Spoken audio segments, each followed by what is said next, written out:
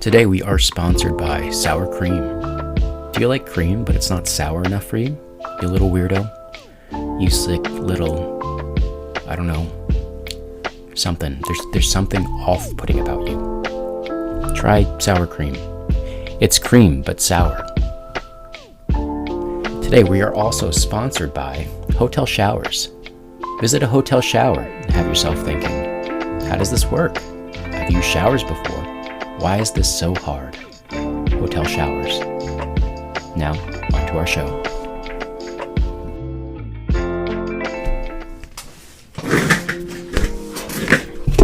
Alright. Which one is it? Here. Alright, there's a postcard here. It reads, "Hey Waldo Watchers, good thing I brought my Discman, because today I'm exploring the Now That's What I Call Music headquarters. Happy hunting, Waldo." Alright. It's an office. A smallish city. I guess to the people of this area it's a big city. Below the tall windows, outside is a rhythm on concrete. Swaying green treetops above sidewalks, pedestrians weaving their way through. In the office, there's light pouring in. Open floor plan. Rows of desks stretching beneath a high ceiling. The hum of laptops and clinking coffee mugs. The occasional murmuring of, "Did you see my message?" And there's the conference room, full of analysts and some managers. It's the WNTW-ICMR, or the Weekly Now That's What I Call Music Review. The agenda was the same every time. Analysts go around the room and play songs that they would call music, and see if consensus can be reached around the room. If not, they would turn to Deandra for guidance, the VP of Now That's What I Call Musicking. The first analyst plays a track. Nods proliferate around the conference room table, as what was just played is what they now call music. A sigh of relief for the analyst. It's now Esther's turn. Esther starts to play something guitar heavy, breathy vocals about a rocky relationship. Esther starts to sway when, hold on, someone said it. Now that's not what I call music. Hearts untouched. The staff do not meet eyes. Don't bother trying to figure out what to call it now. It's now not called music. Esther scrambles to find the pause button on her laptop. But by mistake, she hits the volume up button. No. She missed the days when she worked remote, when she could just turn off her camera, microphone, and yell at herself. How could she have done this? How could she have thought that now that's what they call music, when she should have seen clearly that's now not what they call music? Aaron is next. He's the new senior analyst they hired from Netflix or Amazon, one of those impressive but mean places. It's his first one of these. He plays something on his laptop. No, that's not music. That's just the sound of bees buzzing. He played 4 minutes of the sound of bees buzzing. He had spent all of yesterday figuring out what track to play, and sometime after lunch he found a recording of bees buzzing and thought, maybe this is now what they'd call music. Let's move on, their VP Deandra says. Aaron is new. Aaron looks down at his laptop, sees a Slack message from his manager. Let's chat later. Another analyst plays a song. It's by Train. A lot of what they put out before had been on Now That's What I Call Music, But that now was then, not now. Is this what now is called music? Is this a Drops of Jupiter? Soul Sister? Or this, maybe it's more like a Orange String, a song you've never heard of, because it's now not what they call music. No one seems to know.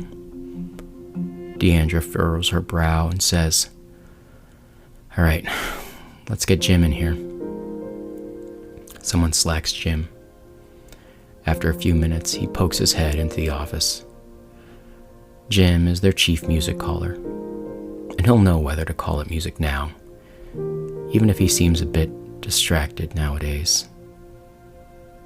Every so often on the way home from work, Jim drives by a construction site, sees the orange and yellow vests, and wonders how the setting sun feels on the workers' forearms.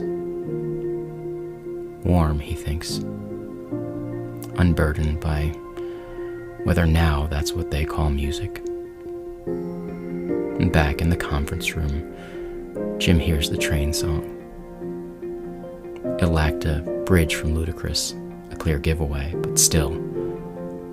Yeah, he nods. Now that's what he would call music. The meeting is over. The group disperses back to their desks. Aaron, the new guy, slumps at his chair. He wasn't sure if he belonged, but everyone does that, right? He hated and loved this period of being on the new job. He loved the incredibly low expectations. He loved being judged by his potential rather than his output.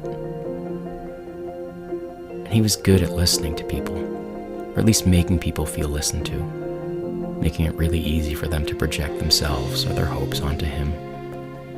But also, he hated being a person that didn't know things. So much of a job, especially in these email and document jobs, is really just about context. The more context you have, the more you can do the job. Whenever he'd meet someone who was a rock star at work, he'd think, "Are you smart? Or have you just been here a long time?" On the flip side, he asked himself, "Are you stupid? Or have you just not been here very long?" He tried to swat that question away, while in his head he answered, "Both can be true." He looked around to make sure no one was looking at his screen. He opened up an incognito window. He Googled, "What is music?" He opened up another tab. How do you know when something you hear is now what you would call music? No answer on Google, at least not in the first few clicks. He tries ChatGPT, but it just makes things up. He scrambles to close the window as the intern Sophie walks by his desk. They give each other half smiles. He imagines them working together for months, going to happy hour, drinks, running into each other on a day off, drunkenly promising each other that if they're both still single by the time Now That's What I Call Music Volume 142 comes out, that they just marry each other. But outside his daydreams, he thinks, why do I have to fall in love with everyone?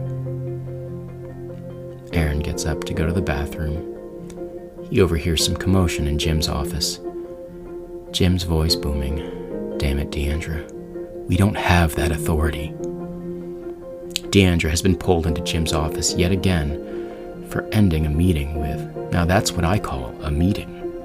She stares blankly as Jim drones on about the things they are now allowed to call other things and how meetings aren't on that list.